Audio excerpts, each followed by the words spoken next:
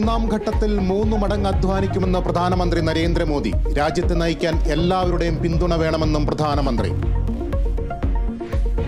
ये चुनाव इसलिए भी बहुत महत्वपूर्ण बन गया है कि आजादी के बाद दूसरी बार किसी सरकार को लगातार तीसरी बार सेवा करने के लिए देश की जनता ने अवसर दिया है.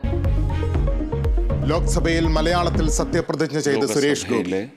അംഗമായി തെരഞ്ഞെടുക്കപ്പെട്ടിരിക്കുന്ന സുരേഷ് ഗോപിയായ ഞാൻ നിയമപ്രകാരം ഏർപ്പെടുത്തപ്പെട്ട ഇന്ത്യൻ ഭരണഘടനയോട് യഥാർത്ഥമായ വിശ്വാസവും കൂറും പ്രദർശിപ്പിച്ചു കൊള്ളാമെന്നും ഇന്ത്യയുടെ പരമാധികാരത്തെയും അവിഛിന്നതയെയും നിലനിർത്തിക്കൊള്ളാമെന്നും.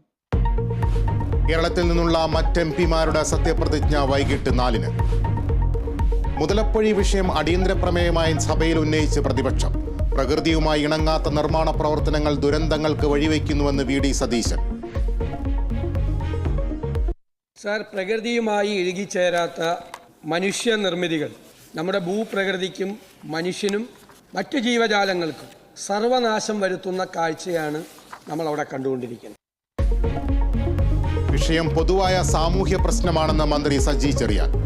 ഇത് പൊതുവായി കേരളത്തിന്റെ ഒരു പ്രധാനപ്പെട്ട പ്രശ്നമാണ്. തുടങ്ങിയത് ആന്റണി അദ്ദേഹത്തിന്റെ കാലത്താണ്, ഉദ്ഘാടനം ചെയ്തത് പിണറായി വിജയന്റെ കാലത്താണ്, പഠനം ആരംഭിച്ചത് നായനാരുടെ കാലത്താണ്. അവസ്ഥ ഇങ്ങനെ ആയിപ്പോയി എന്നത് കൊണ്ട് നമ്മൾ ആരുടെയും തലയിൽ വെച്ച് കെട്ടി ആരെയും ആക്ഷേപിക്കാൻ വേണ്ടിയല്ല ഈ കാര്യത്തിൽ നമ്മൾ ചർച്ച നടത്തുന്നതിന്റെ അഭിപ്രായം. അടിയന്തര പ്രമേയത്തിന് അനുമതിയില്ല, സഭ വിട്ട് പ്രതിപക്ഷം.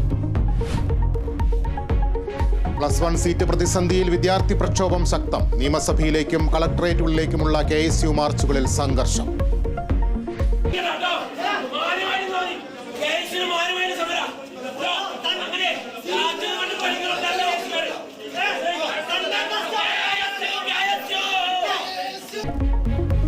പ്രതിഷേധവുമായി SFIയും രംഗത്ത്. SFIയെ പരിഹസിച്ച് വിദ്യാഭ്യാസ മന്ത്രി വി. ശിവൻകുട്ടി. നാളെ KSUവിന്റെ വിദ്യാഭ്യാസ ബന്ദ്.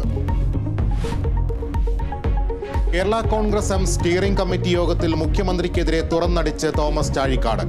തെരഞ്ഞെടുപ്പ് തോൽവിക്ക് മുഖ്യമന്ത്രിയുടെ നിലപാടുകളും കാരണമായി. CPM വോട്ടുകൾ ലഭിക്കാതെ പോയത് അന്വേഷിക്കണമെന്നും ചാഴിക്കാടൻ.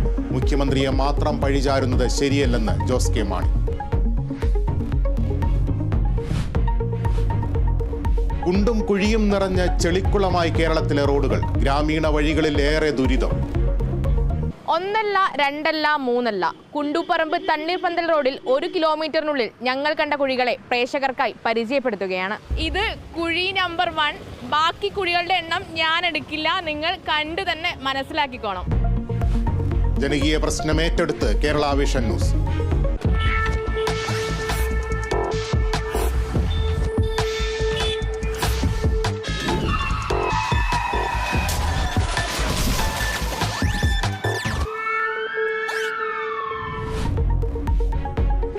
T20 ലോകകപ്പിൽ സെമിയിൽ കടന്ന് ദക്ഷിണാഫ്രിക്കയും ഇംഗ്ലണ്ടും. ഇന്ത്യ-ഓസ്ട്രേലിയ മത്സരം രാത്രി 8 മണിക്ക് ഗ്രോസ് ഐലൻഡിൽ.